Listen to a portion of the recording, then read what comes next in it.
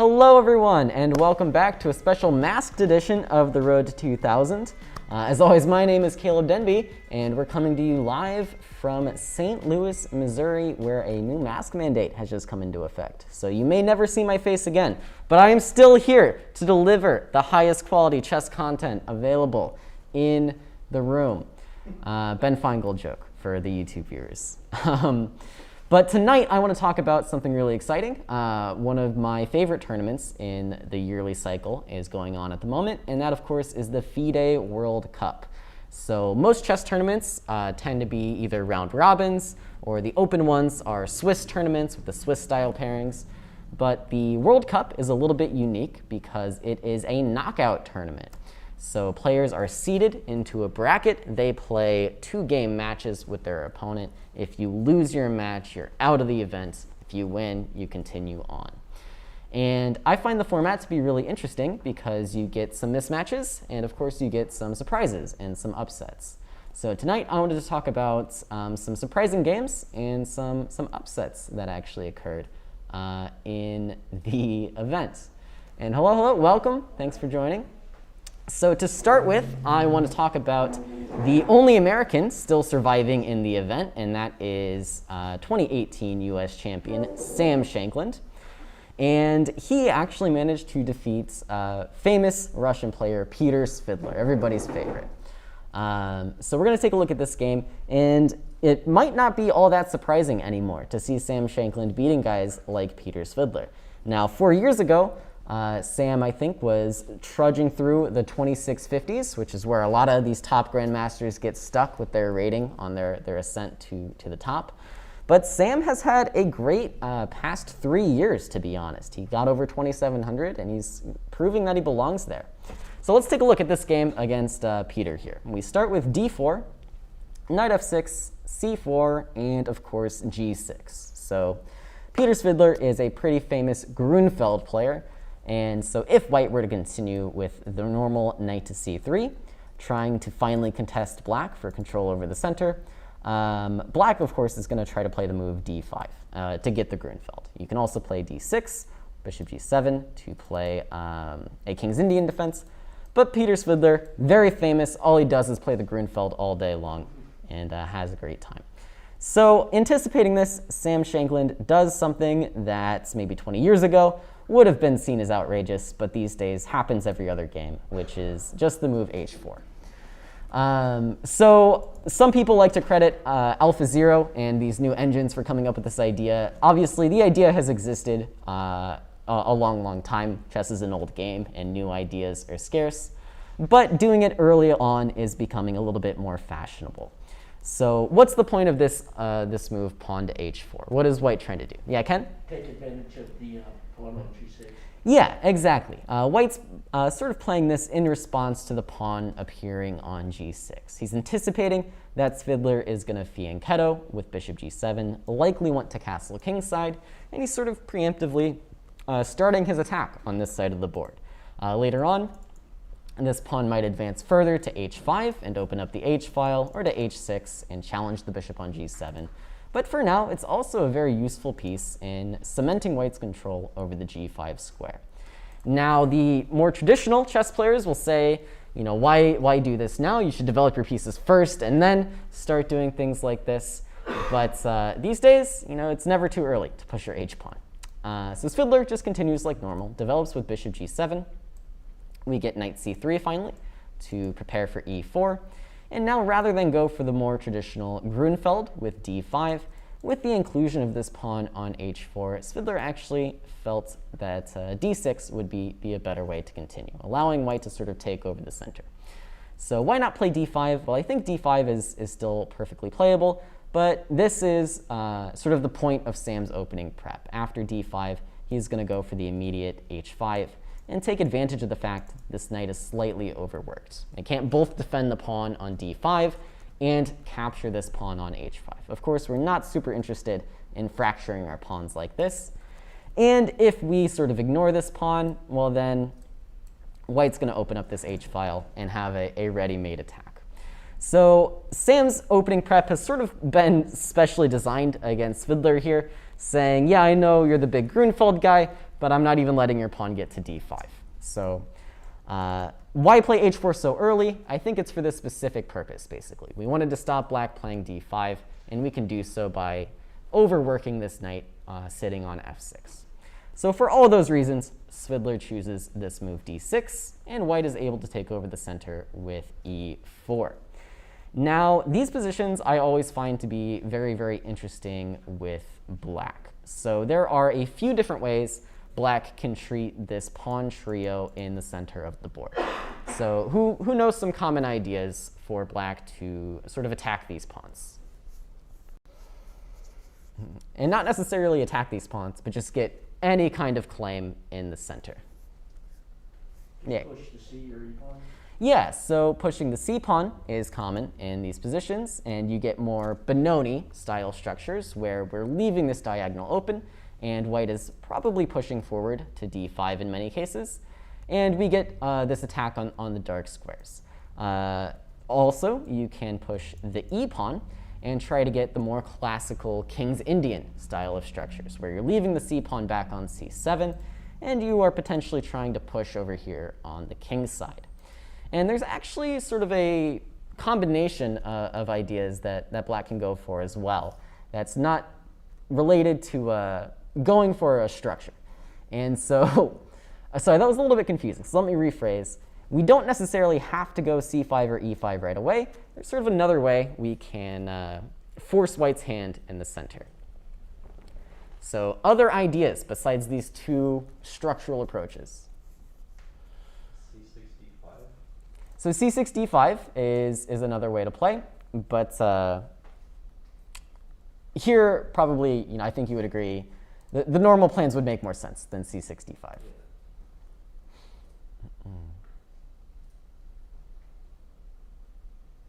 So black can interject something before challenging this d4 pawn with another pawn, and it's going to make his position a lot more active right away. Rather than the closed positions where we play our plans, this one is going to be a bit more open and tactical. Any ideas? So part of it's related to this move h4. White has spent some time over here, and it's going to give black an extra opportunity in the center.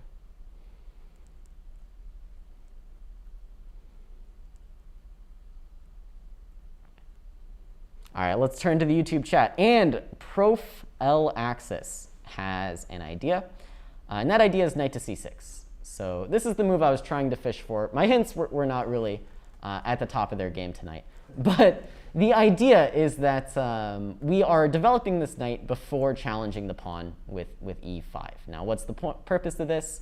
Well, we want to, of course, develop our knight to an active square. And we're actually just looking to cement this knight onto the d4 square before white is ready to handle it. Now, if you can imagine, we had this position with the pawn on h2 and the knight on f3. This move would be a lot less advisable, because then white would just play d5. This knight would not really have any squares to go to, because white would be covering those squares. But since white has spent some time on h4, knight c6 becomes a lot more reasonable to try to attempt.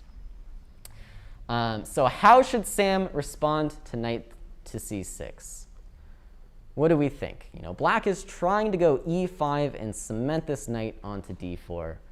What's going to be our game plan against this? Mobilize your pawn center.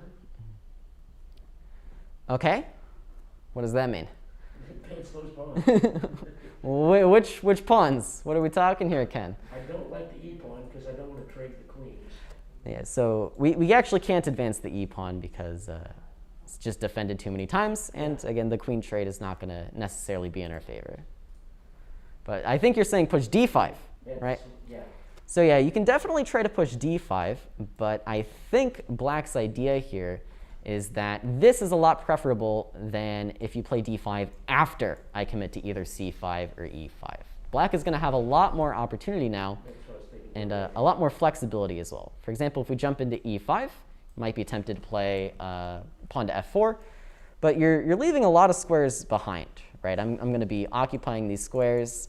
You've I've made a lot of weaknesses, and I can either play c6 or e6, sort of at any time I want to challenge your center. So, what was that? Or e5, yeah. Especially, okay, after e4, then e5 becomes a lot more reasonable. f4 is a bit much, though. Let's say even bishop e2, then black can castle. Black can play something like c6 and start challenging this pawn on d5 in a variety of ways. So this is Svidler's idea. But if we analyze the position a little bit more concretely, you might realize that black doesn't necessarily have the resources to keep a knight on d4. And so this is Sam's idea. He's just going to challenge the d4 square before moving the d-pawn and sort of meet Peter Svidler head on. So how can we maintain control over this square? Yeah, just knight ge2. So of course, we're not jumping to f3. This would play into black's hands pretty heavily with this move bishop f3, taking away our dark square defender. And we're not playing bishop e3 either, because knight g4, again, would be sort of playing into black's hand. So that just leaves one more option, knight ge2, to defend this square. And we can meet bishop g4 with f3, just pushing the black bishop back.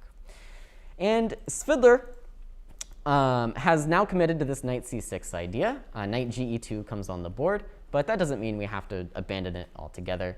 So Svidler plays e5 anyways. No, I'm sorry. Svidler castles. We get f3, and then e5 anyways, inserting those two moves. So e5 anyways, this is the move that white has been waiting for to commit to playing d5 in the center. So that's what we get now. And now, of course, Svidler backs up with knight to e7, or just plays knight d4 anyways.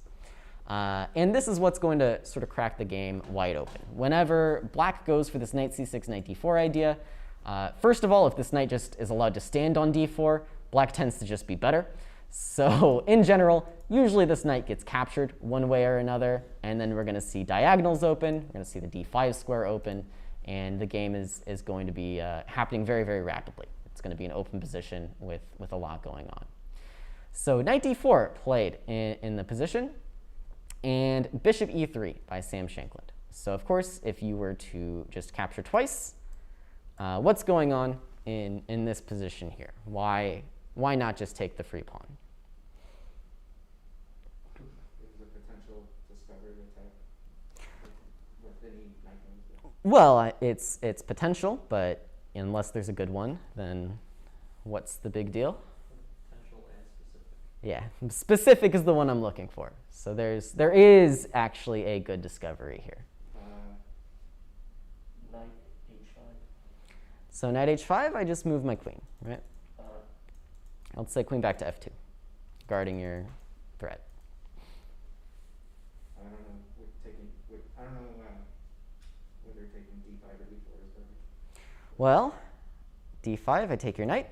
Oh, okay. E4, I take your knight. That's true. Sometimes I forget potential moves. Okay, the chat room has it for you this time. So the tactical idea is still knight takes e4. So you're on the right track. Threats and captures, and of course now we can't take back with one of the pieces because our queen hangs, and queen e4 is met by rook e8. So for the moment, we can't take this knight on d4, but Sam's not really panicking because after bishop e3, it seems like black is just unable to maintain this piece on the d4 square. So what should Svidler do about it? Or do you have a question? Yeah, are you surprised that he went for like the structure as, or sorry, Svidler went for the structure as black? Because I would think that h4 is not really useful in Benoni structures, right? Like going for this Canadian setup doesn't. Yeah.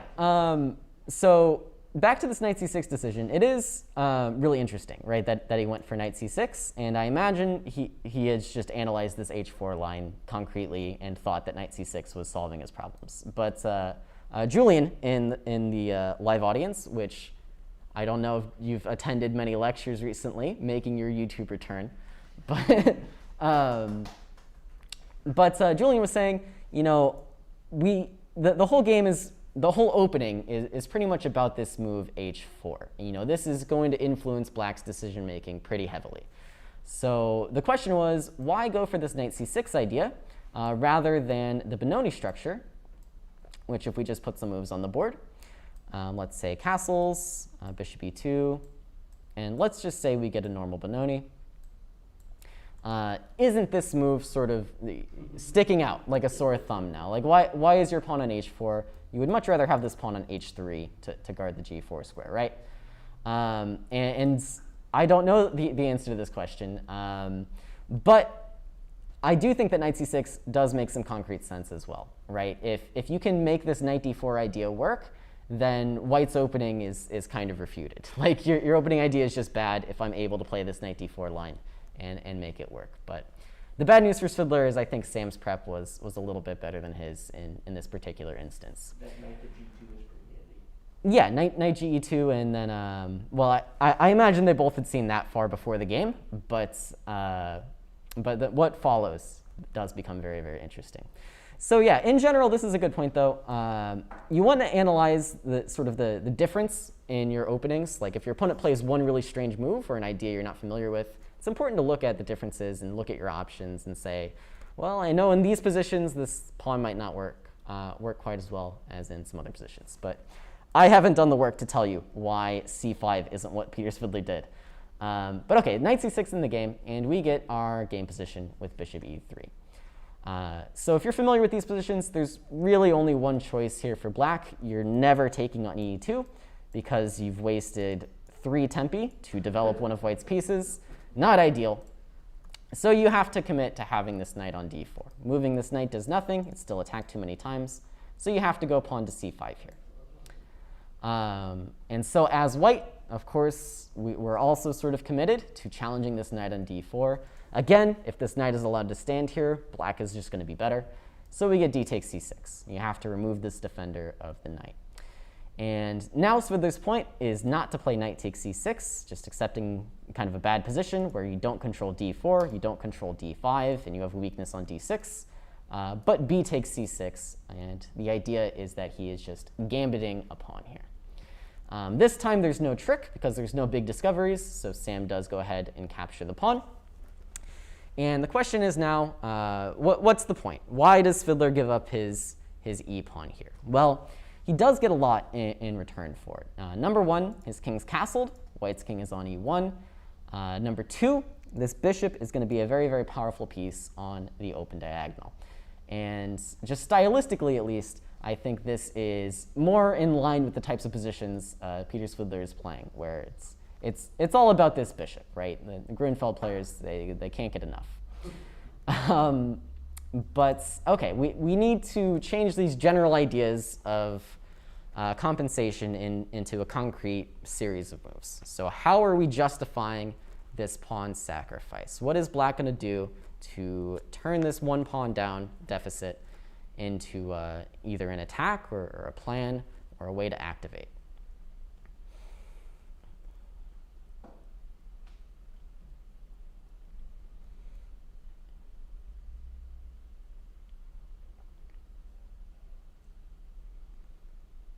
Any ideas?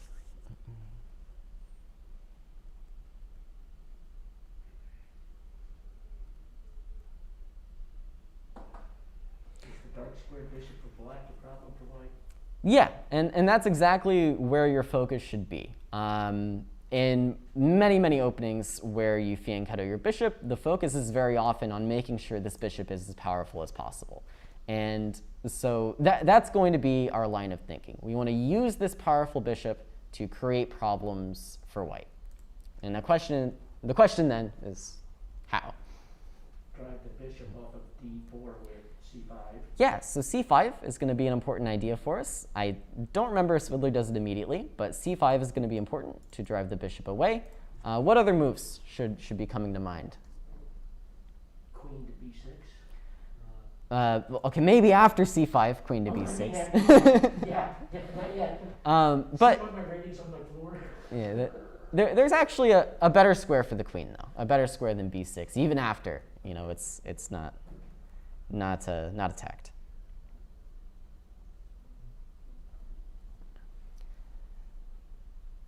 Well, you could bring the queen up to A5 and look to swing it to the king side. And Ken noticed where my mouse cursor was sitting. It's on the A5 square. So yeah, queen A5, and this is a pretty classic way to apply some pressure on the queen's side. One more piece we can bring into the game, the rook coming to B8. And this is pretty classic compensation. You know, who's to say if it's enough? That's going to be up to, you know, the hours of computer prep that both players did. But you can see Black's idea, right? You have this powerful dark squared bishop. You can bring your pieces in very, very quickly to attack. And on the surface level, it looks as if Black's idea might be good here. So it's really interesting to see how Sam treats this, though. So we start with actually rook b8 by Peter Svidler. White goes queen c2, just to help defend these dark squares. And now we do get c5, Ken's move. We're going to drop the bishop back to f2. And here, Black goes bishop to e6. So at low depths, the computer thinks bishop e6 is like a big mistake or something. But they usually end up near the same position the deeper you go, at least from what I've found. I haven't done super deep analysis of this one.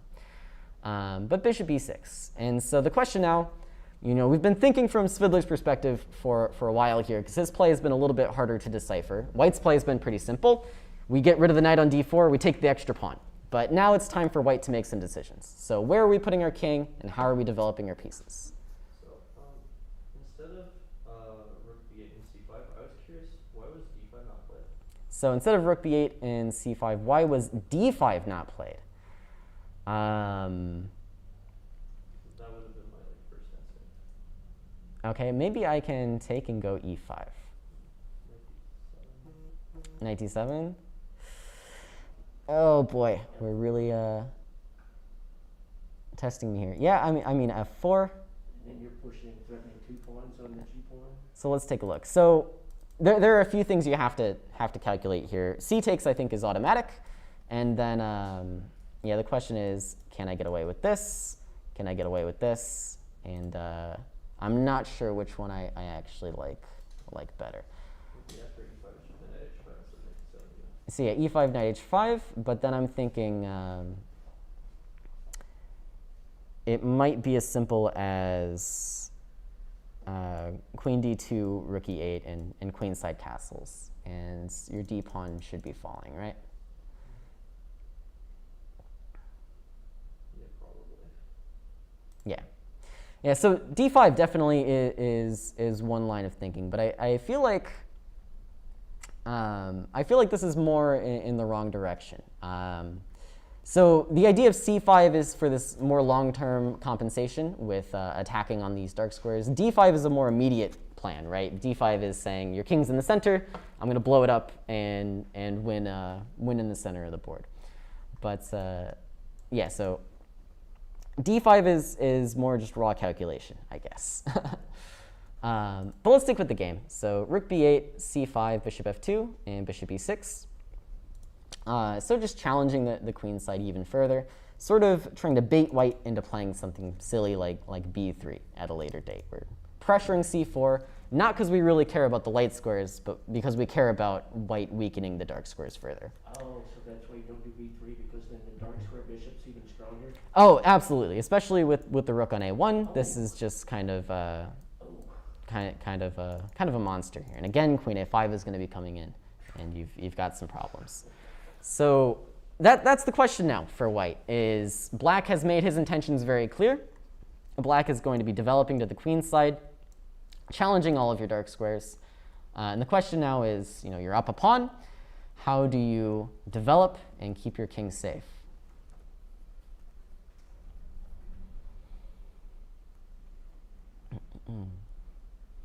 And that vague question provokes a much simpler question, which is this way or this way?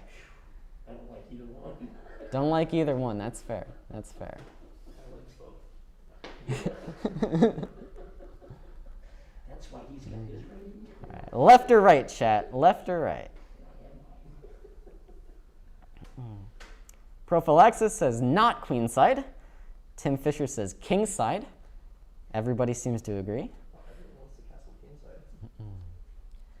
Well, the bad news is this is illegal, but you can play bishop e2 or bishop d3 and follow that up with kingside castles, I guess.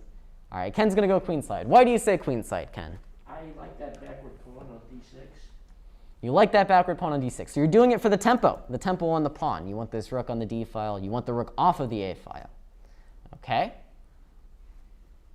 Does anybody in the live audience think we should go the other way?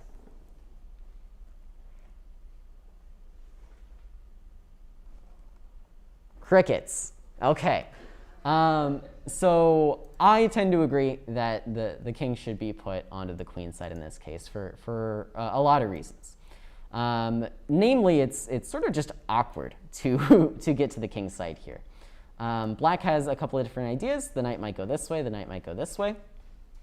But let's say, just knight d7, and we do get to castle king side. Now, all of a sudden, our move h4, first of all, doesn't make much sense anymore. When you play a move like h4, it's because your rook is supporting it. Pushing this pawn forward is going to open the h file, or you'll get a pawn on h6 as a nice pawn wedge. And without the rook on h1, these ideas make a little bit less sense. And beyond that, it sort of doesn't really matter if our king is on the queen side. If black breaks through on the queen side, black's plan is kind of working. I mean, maybe you don't lose the game right away, you don't get checkmated right away, but if black is able to break through over here, you've still got a lot of problems. So Sam's idea, I think, is to just castle queenside. If black breaks through over here, you're still going to have a lot of problems, but at least in this case, number one, your king can actually act as a little bit of a defender, and number two, you're not really giving up on this king side initiative. You have your counterplay on the king side, you have your counterplay down the d file, and even though it seems scary to put your king on the side of the board where your opponent is attacking, in this case, I think it's very worth it. Number one, for the tempo. Number two, because it's not giving up on this kingside attack. Okay, so I think queenside castles is the move order in the game, and we get knight d7 by Svidler. And this is actually a move I think I'm a little bit critical of. I think this knight would have been better served going this way. And we'll see why in the game. But let's stick with the game for now. Yeah. Bishop c5 isn't possible. Bishop c5, I think we... Give it up to the bishop and rook. No, yeah, I actually didn't even... I missed this simple tactic when I was analyzing. But it doesn't work for some reason, because I think the computer also missed this tactic. Which means it doesn't work. But let's go ahead and try to figure it out here. And maybe we'll just cheat if I can't figure it out. Because this looks pretty good, right? This looks pretty good, everybody. Oh, wait. Queen A. Yeah, queen a5, bishop d6. I don't know. I don't know about that one. All right, let's just cheat. Cheating's fun, everybody. Knight h5, and... Okay, no, bishop 6 c5 is just good. It's just good. Okay, I see. So I apologize. I think back here, instead of bishop e6, this is a moment when we could have gone knight h5 and something like queen a5. And I think this would have been a better plan than what Peter went for in the game. But my mistake in the game, after bishop e6 actually is played, and we get to this position, knight h5 is actually impossible, because I imagine this is just very, very good. The computer wanted to kick the knight first and then do this, but it's all the same. Okay, so not knight h5 there. Good catch. But I do think knight h5 here and queen a5 would have been a better way to go about it. And the reason for that is going to be what we see in the game. I think white is able to get a pretty nice idea through. So bishop e6, queenside castles, knight d7, and rook takes d6. So Sam just says, you've undefended your pawn on the d6 square. I'm going to capture that too. Okay, but Peter has his idea. There's no reason to change now. We get queen a5 again. Pressure on the dark squares is the name of the game for black here. But now the question is, with white, we're now up 2 full pawns, but that's becoming less and less relevant as the game continues here. So how do we keep activating our pieces as white? And this one isn't anything mind-blowing. It's very logical with how white has played thus far.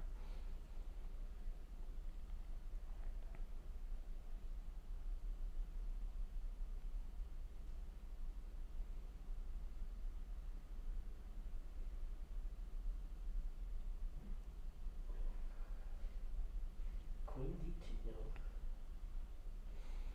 no. I don't like putting the queen on D2. Yeah, we don't really want to shift our focus to this D file because black is vacating this D file very, very quickly. Black is going to come here and continue making threats, or even to B6 maybe.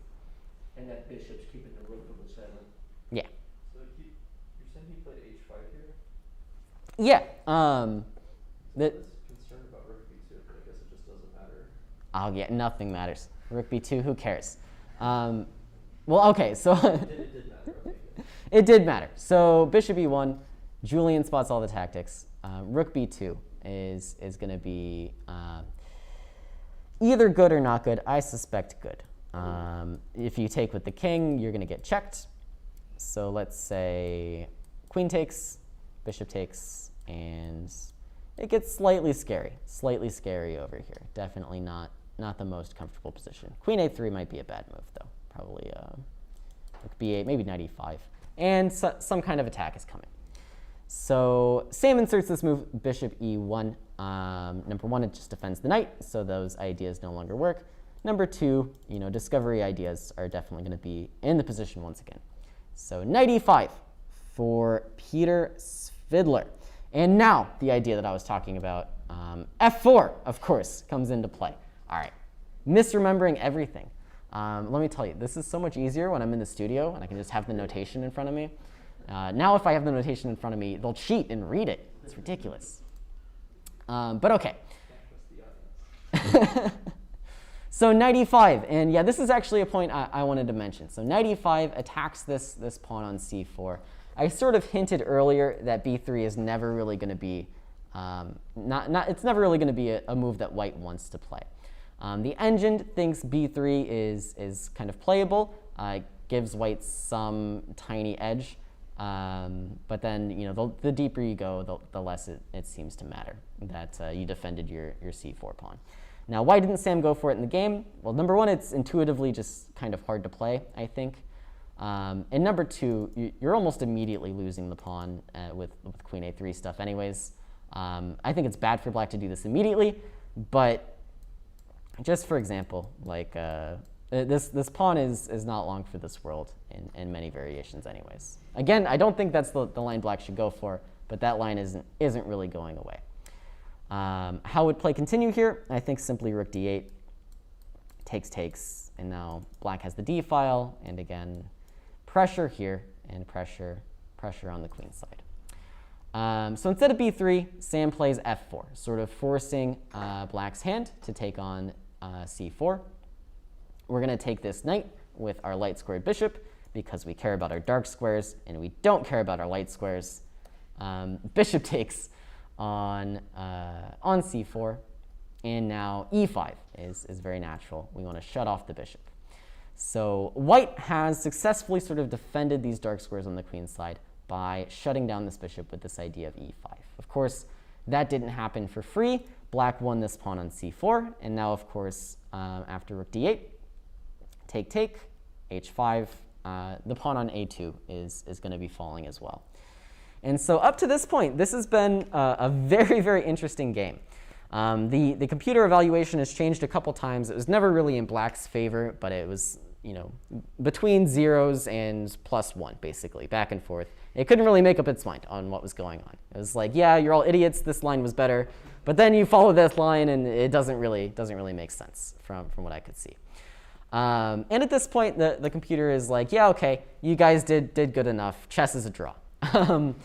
You have this back and forth where white is up material and black has this pressure. Then white gives back some of these pawns to shut out this bishop. But white is attacking on the king side still. Black is attacking on the queen side still. And so it turns out neither player has messed up bad enough to be much worse here. And then after h takes g6, we get this move knight e4. hitting this queen. And then black blunders. Big blunder here. So black to move. Where does this queen belong? Where should this queen go? That's the question. You're a moron if you don't see that one of the queen moves is a blunder.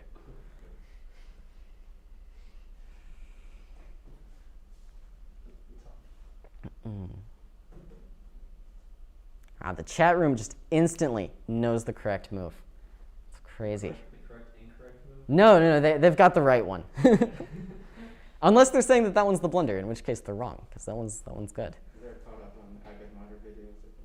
Ah, could be. I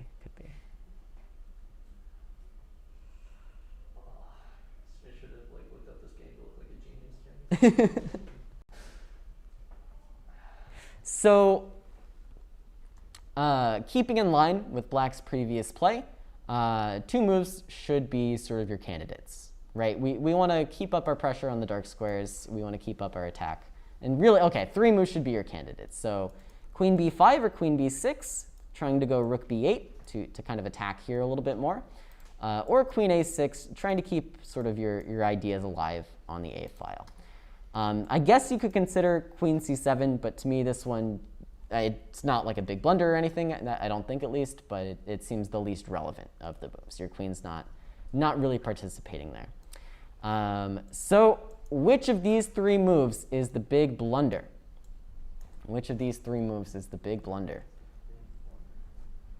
Queen b6.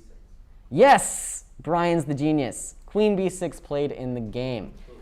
Now, the hard question. Why? What's wrong with putting the queen on b6? It's obviously going to be attacked by the knight a few moves later. I mean, Obviously. yeah. Not that nice going to d7 while the king's on f8, obviously. Brian, with the joke answer, is surprisingly close to the truth. But I'll give you a little bit longer to actually think this one through. That the reason why queen b6 is bad is because later white's going to play bishop h4 and bishop takes d8 is on the queen, and if it were somewhere else, then it wouldn't be on the queen. Not quite. Not quite.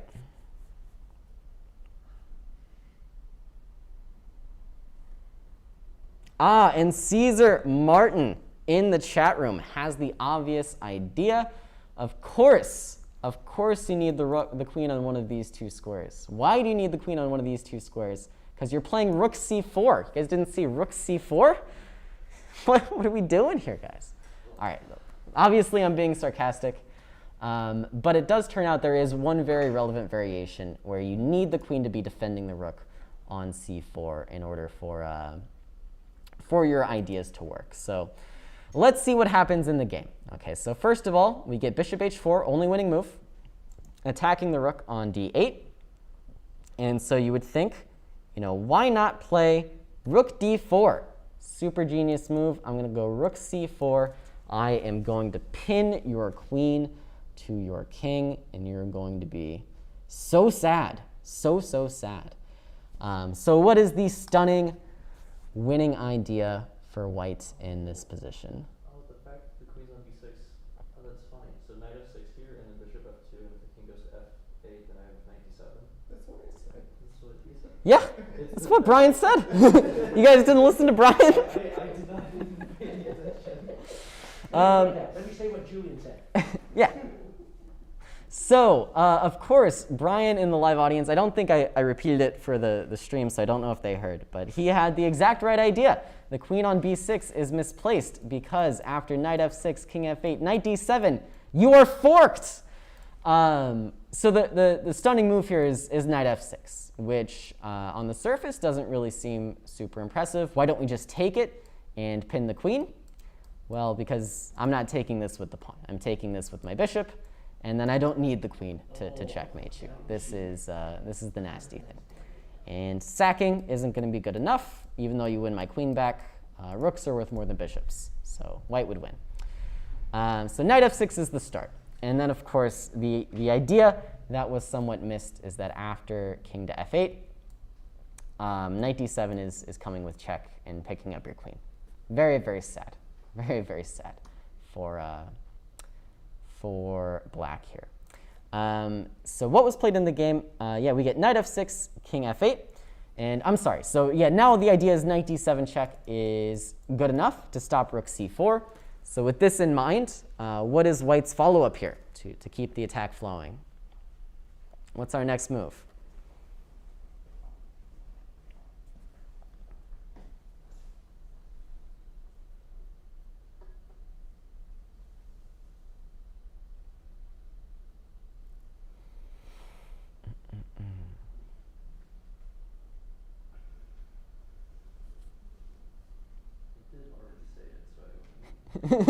Yeah, so Julian, I think, had mentioned this line already, but do you have an idea in the back?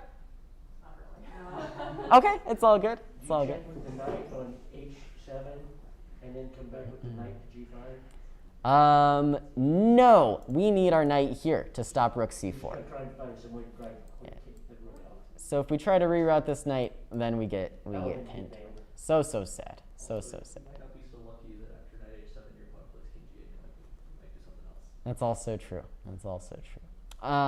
But of course, now that we've stopped rook c4 from being a good idea, Sam's idea is to attack the rook, because now rook c4 still isn't a good idea. So he attacks the rook, makes the rook move away, and then of course, if we step back to some naive square, the bishop comes in, and it's worse than you thought. You're not just losing a queen here. You're not just losing a queen. You're getting checkmated. So sad.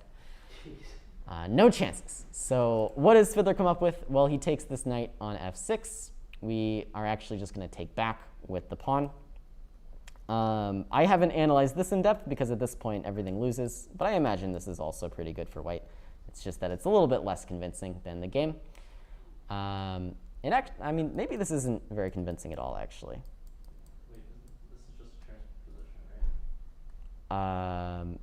No. So yeah, we take on f6 first, and Svidler's idea is that queen c5 is coming. So if you don't take on f6, you also are going to have big problems. For example, what's the idea if rook c4? Checkmate. So you have to get rid of this pawn. Then we can take on c5 with check rather than take the rook. Then after rook d6, who sees the final two-move combination to end the game? 2 moves is all you need. And Svidler throws in the towel here. You've done the heavy lifting at this point.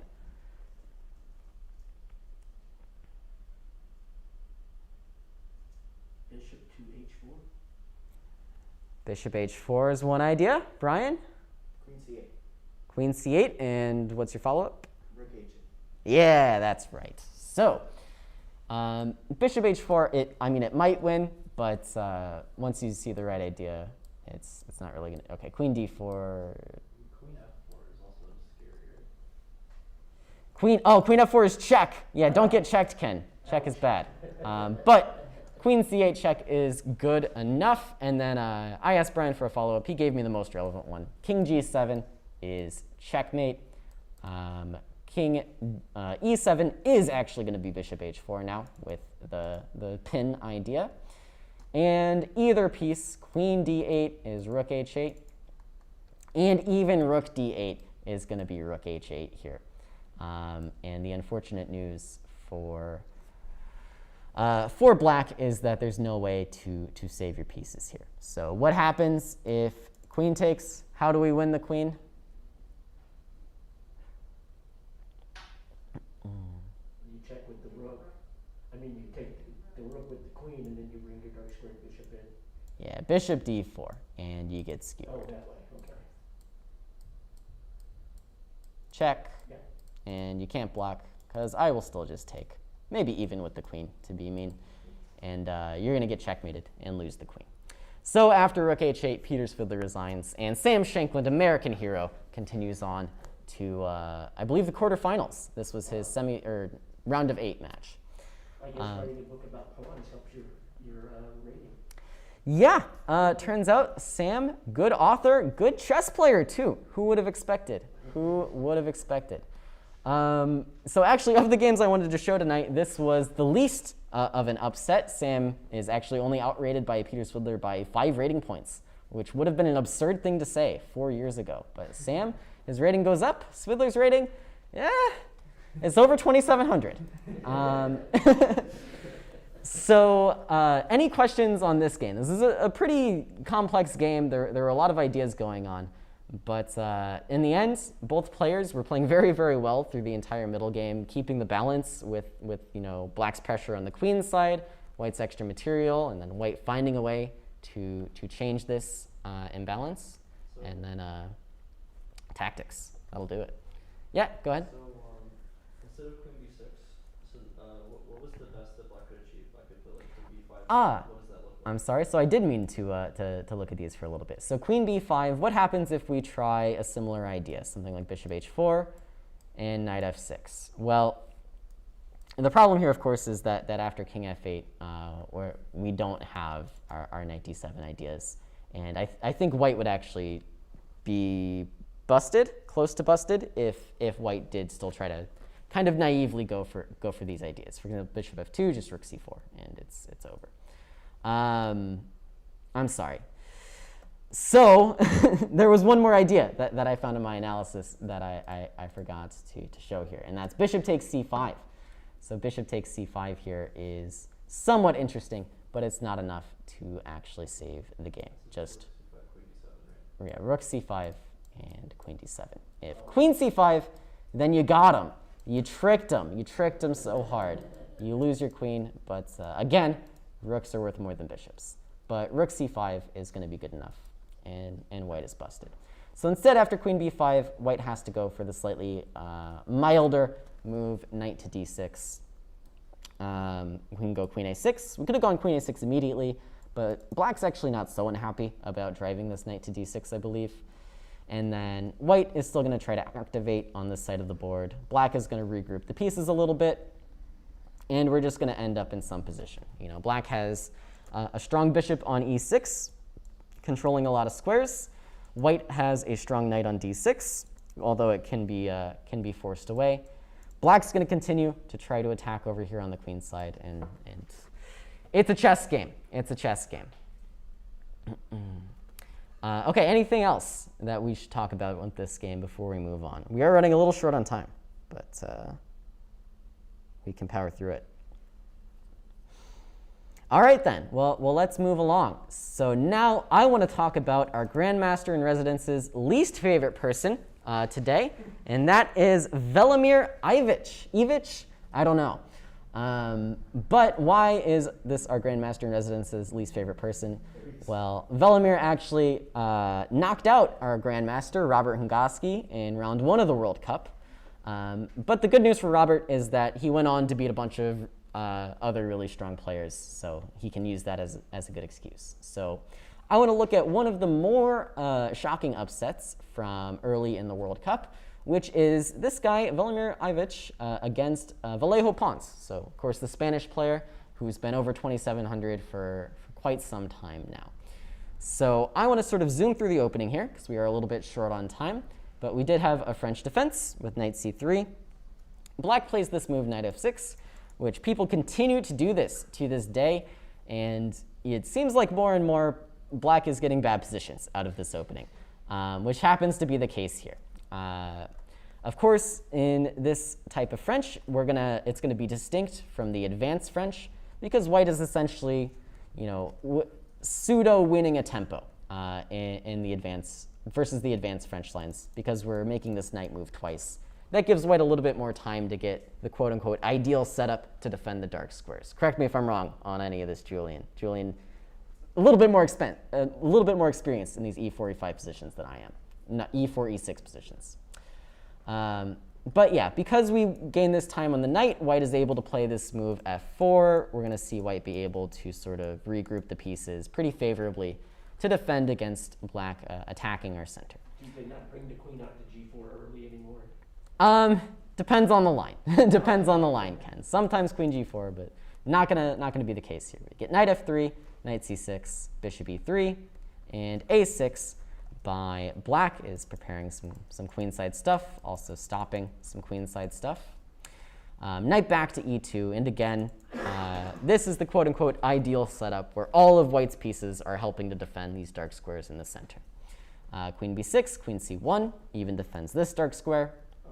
bishop e7, c3.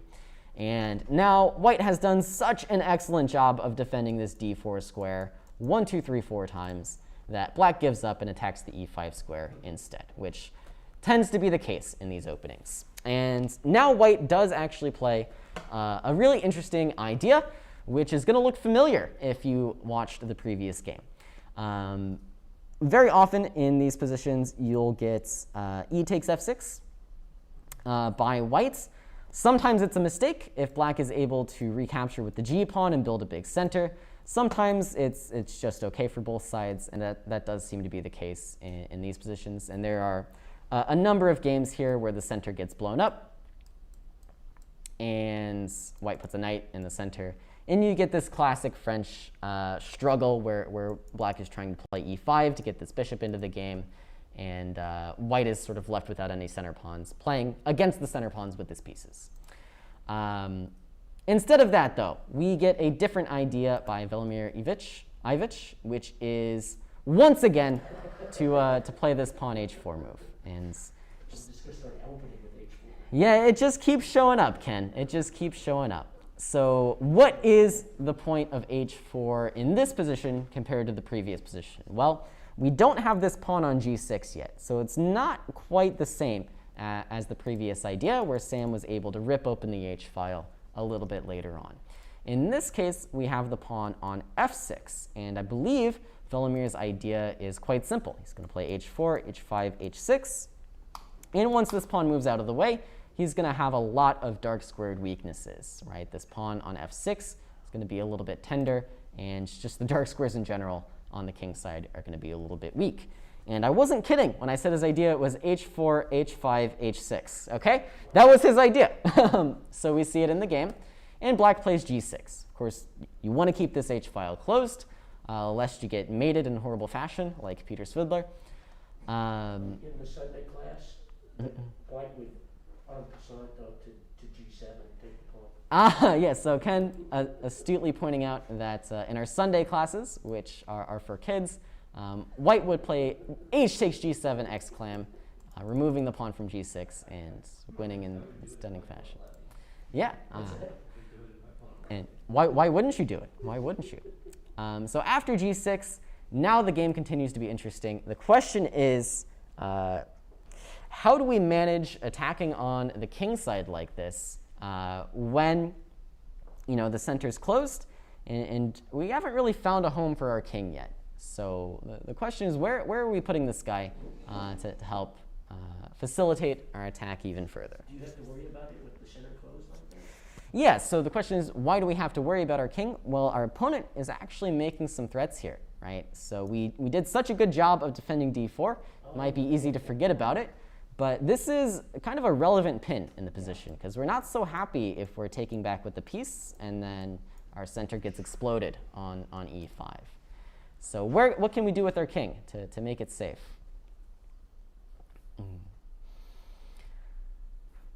What can we do?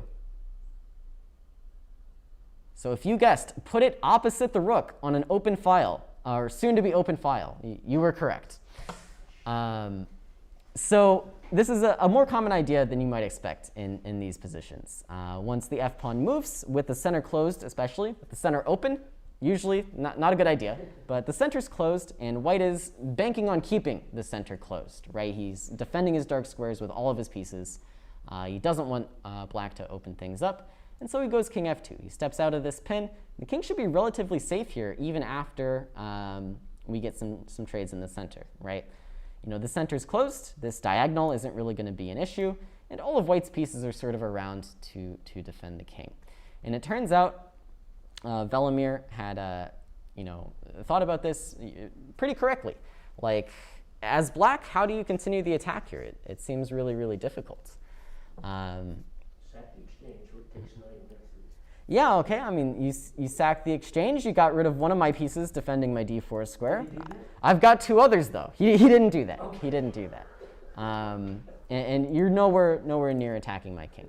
So the question is, well, okay, why do I have to attack the white king? Why can't I play on the queen side? And the answer is, how do you play on the queen side? You want to play knight b6 to play knight c4. White plays b3. and then His knights are worthless. you want to play knight b4 or something to like checkmate or to win my queen. I'll defend my square and go a3. And if your knight retreats, like all of a sudden your queen might be getting trapped, and things are getting very, very scary for black. And this is the problem in the position for black is, you can't play on the king's side, and your pieces are sort of stepping on each other's toes on the queen's side. And so what do you do? And that is the question that Vallejo Pons was not able to answer. It turns out this position is just very, very good for white already.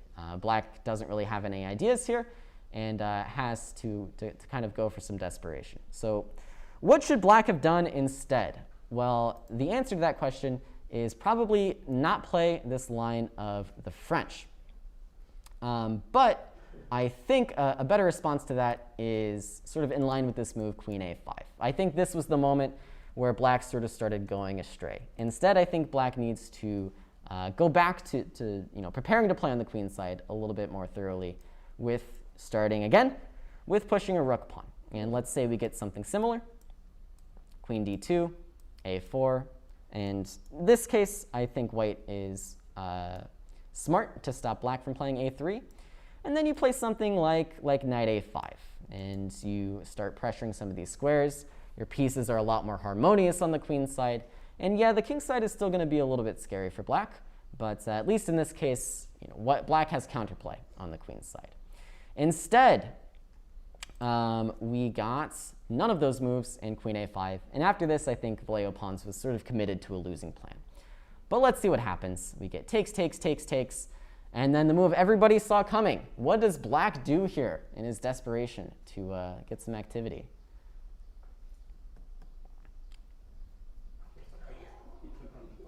Yeah, he just takes on e5. So white did such a good job of making sure these pawns were well defended, but black is just going to sack a piece to get rid of them. Yeah, this isn't exactly an uncommon idea in the French. Sometimes it's actually very strong to rip open the center like this. But in this case, white just has way too many defenders around the king. And even though you do get both of my center pawns, this is just completely winning for white. King g1 is the simplest, stepping out of all of the checks.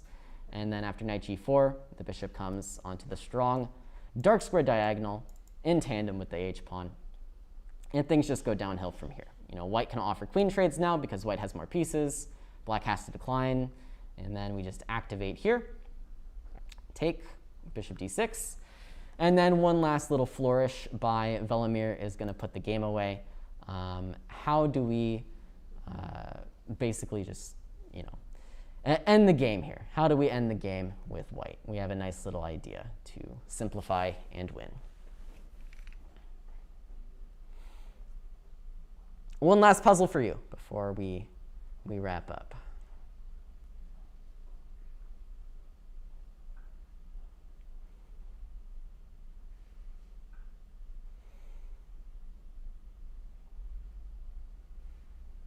Julian? Queen b3.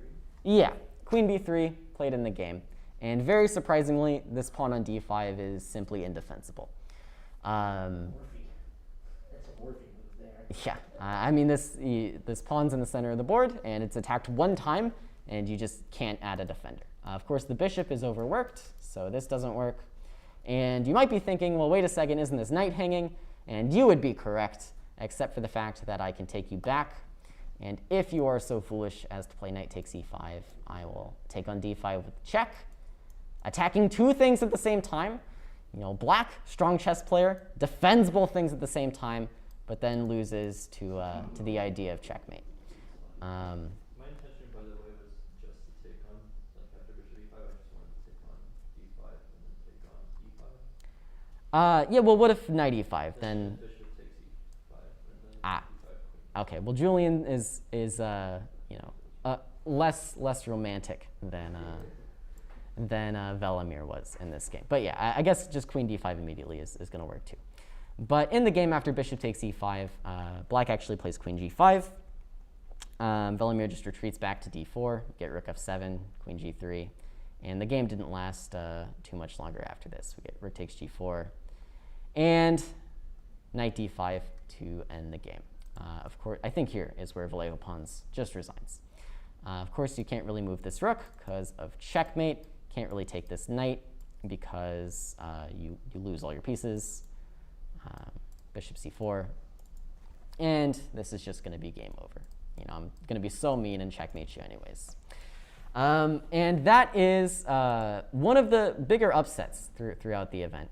And with that, I think I'm running just a little bit over time. So as Ben Simon is putting in the YouTube chat, be sure to hang around. We've got Grandmaster in Residence Robert Hungaski here, also a victim of Velimir's in the World Cup. And he's going to talk about, I think, some insane end games for you guys. So thank you, as always, so much for joining me on the road to 2000. As always, my name is Caleb Denby, and I will see you next time.